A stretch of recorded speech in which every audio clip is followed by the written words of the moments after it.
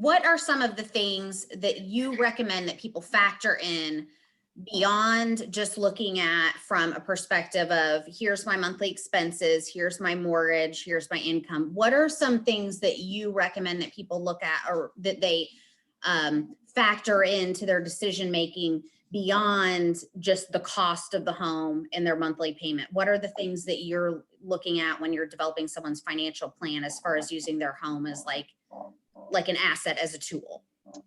Yeah, it's something this might sound blasphemous from a CFP, from a certified financial planner's perspective, but I don't necessarily view someone's home as an asset maybe as much as other people do. It's your home. Like, I think of a house and a home as two different things. The home is where we raise our family. A house is something that, if we're talking about investment properties or things like that, it's something that provides a return to us, or should provide a return to us in some way on our balance sheet.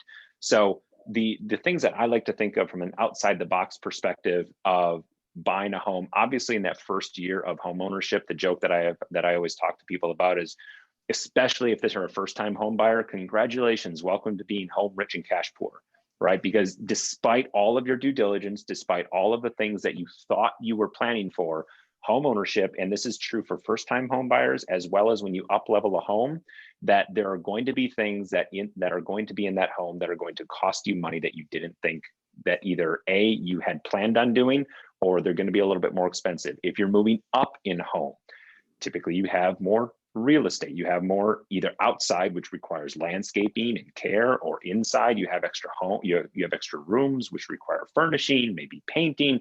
It's those little things that, like, the immediate phrase that comes to mind is death by a thousand cuts. It's certainly not death, but it's like, it's little things over here that can eat into your budget. And now you can find yourself potentially compromising the conditions of the other aspects of your life that you wanted to enjoy with your family. So that's why, again, we just want to make sure that you have a really good handle on what you can afford from a monthly payment standpoint, so that you have a decent delta and a decent buffer there for those inevitable expenses, whether planned or unplanned, that will pop up in home ownership. Plan for the unexpected when you own a home. Absolutely. Yep. Yep.